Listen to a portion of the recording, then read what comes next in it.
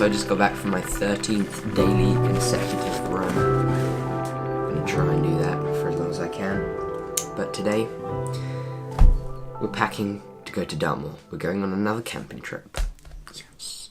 This is it. We're gonna go to Dartmoor. One small step for man, one giant adventure ahead.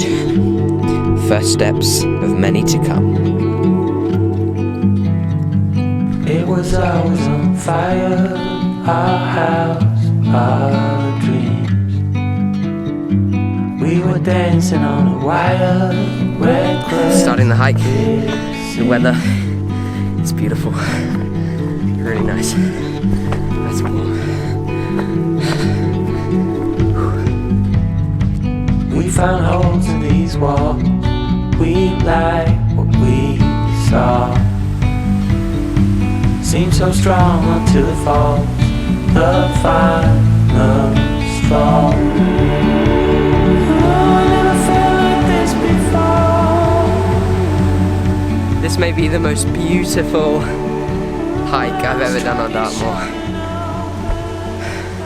Walking right next to the river, going through these huge boulders and a beautiful mossy forest. It's so beautiful. Oh my gosh.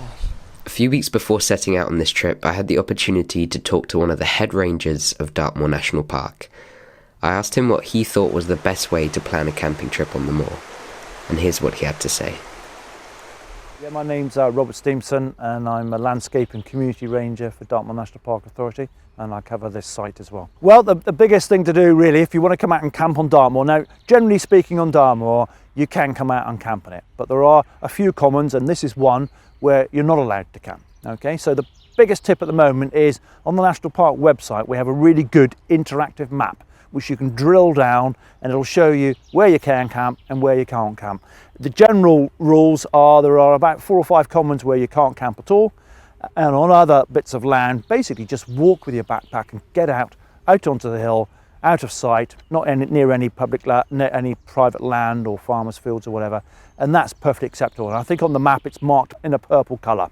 So if you go onto the purple coloured land, which is at least 100 metres away from any road or civilization, then you're allowed to camp, with the exception of the 5 or 6 commons where you're not allowed to camp at all. Oh, that must be BLACKTOR then, because I'm sort of sitting here, and if I looking at the river there, and I look to my left, that must be BLACKTOR. There's the forest. Trekking on through LYDFORD Gorge, we planned to camp a couple miles from BLACKTOR Copse, one of the 3 high altitude forests on Dartmoor. It's home to some really rare and protected lichens and moss. So you see on all these boulders, they're known as clitters. All these boulders are covered in this awesome moss.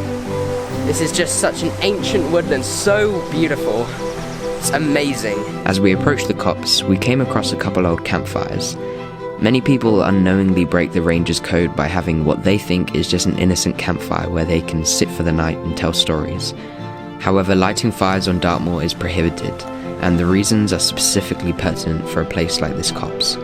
Though dead dry wood is in surplus, a small campfire greatly impacts the remaining wildlife. The old wood and dry ferns need only a small ember to begin a large blaze, and even after a small campfire, roots and moss on the ground surface can singe away slowly, scarring the landscape and making it difficult for new plants to grow. Dartmoor, being this vast expanse of peat and heath, is very prone to fires, and it's a serious matter.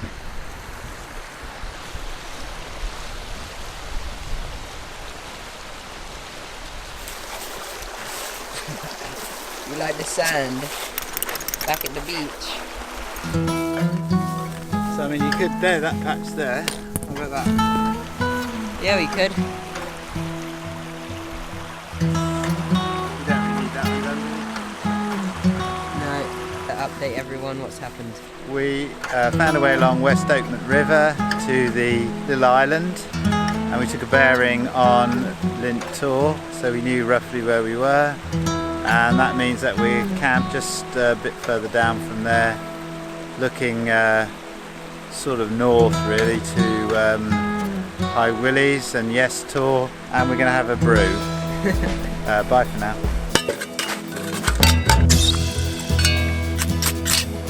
It's been a rather relaxed time here for the last few hours at base camp.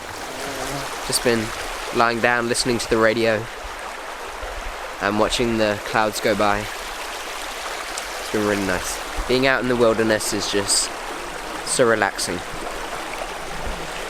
It's like time just slows down.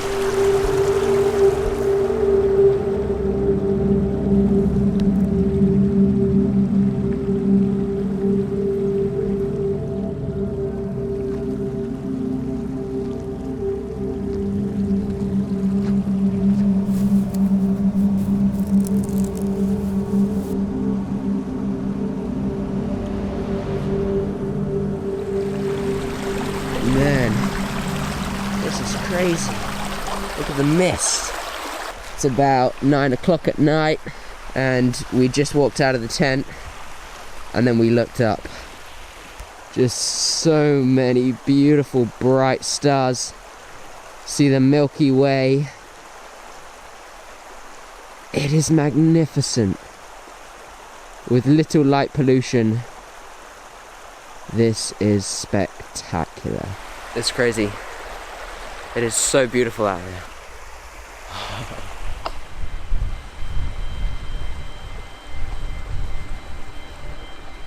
By the morning, we decided to take the same route out as we came in. For us, it was a second opportunity to appreciate the magnificent woodland area of LYDFORD Gorge. To see it in a new light and with our fresh and rested minds. Within 3/4 of an hour of leaving camp, we are finishing the copse. Look at this beautiful place.